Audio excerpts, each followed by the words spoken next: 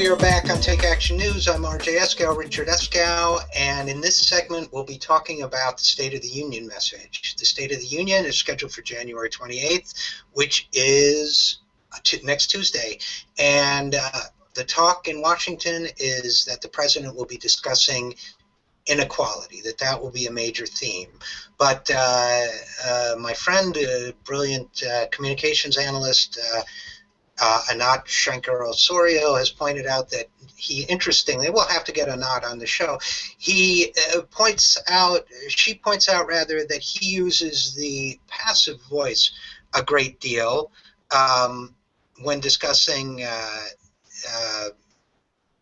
inequality. In other words, it's almost as if he's saying inequality happens, but he's not saying inequality happens because we make policy choices. He's not saying inequality happens because politics is being influenced by campaign contributions or the influence of the wealthy. So we're hoping that, at least I'm personally hoping, that he doesn't just speak about inequality, but why inequality happens. And I wanted to talk about and speculate about the upcoming State of the Union message with our next guest, Dr. Maya Rockeymoore, because Maya is one of my favorite people in Washington. She probably doesn't know it, but she gets it, and it's really refreshing to meet people who get it. She's the president and CEO of Global Policy Solutions. She's been around Washington a long time. She knows a lot about social policy, economic policy, and she's just fun to talk to. So Maya, are you with us? I am with you. Thanks for having me. You bet. Always good to talk to you.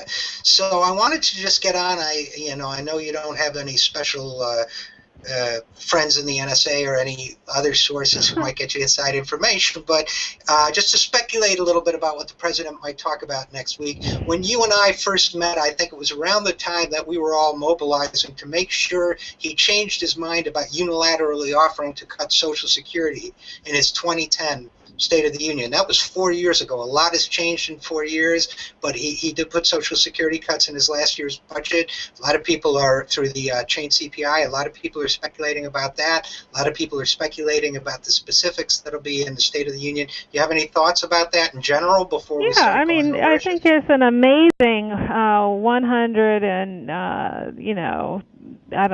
80-degree about shift for the president after a number of years pursuing an austerity agenda that by its very nature and definition perpetuated and deepened inequality in our nation. The president has decided that he is going to pursue an inequality agenda, an agenda that he says will actually help to reduce inequality. Now, I like to say that policy inequality, of course, is perpetuated and created by public policy, and now it seems that the president is on board with this.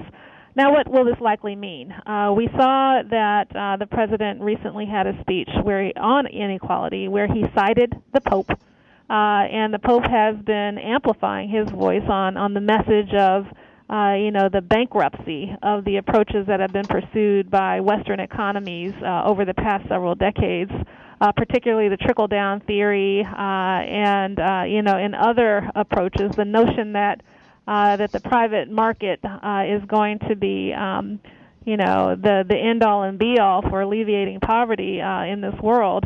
He has actually basically thrown a lot of water on those arguments. And so the president is now in the interesting position of having to follow suit, of having to be responsive to the growing unease of Americans, the growing voices of progressives and others who have been calling for attention to the deepening inequality in our nation.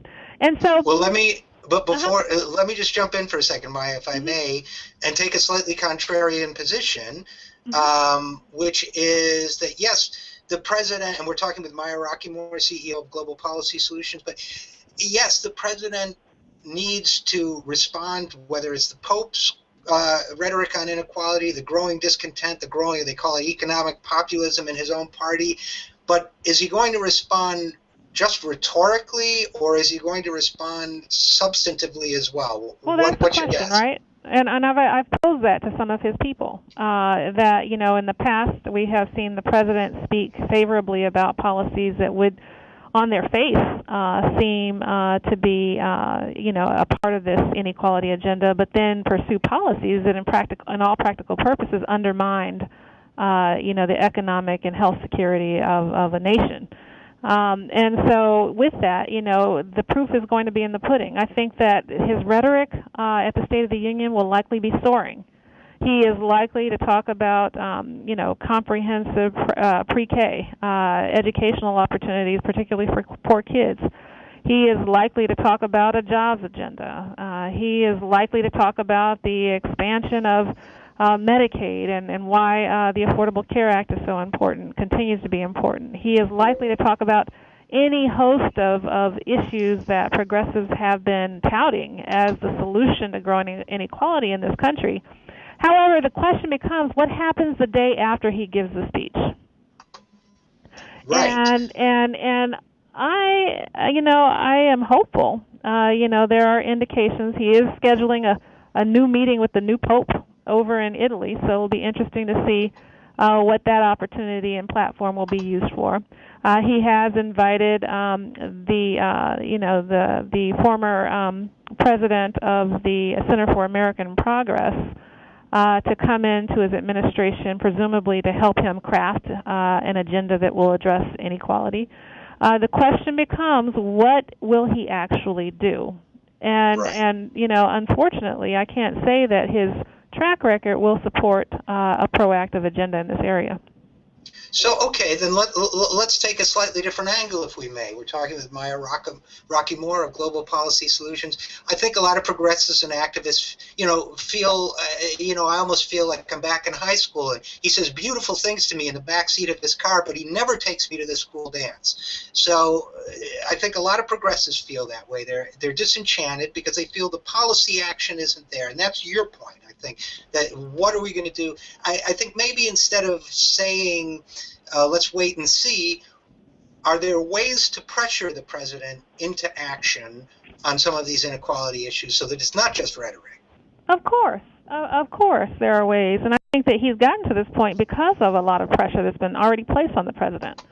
And that has, you know, and by the way, it's not that the proof hasn't been in the pudding in terms of them not just, but they have been largely dismissive of progressive voices in the past, even going so far as to call them the progressive left derisively.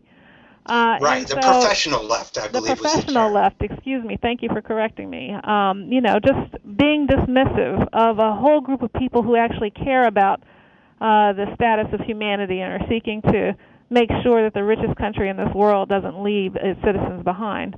But, you know, I do think that there are tactics to push him. You know, what is going to be the progressive State of the Union response? And there needs to be a very strong one.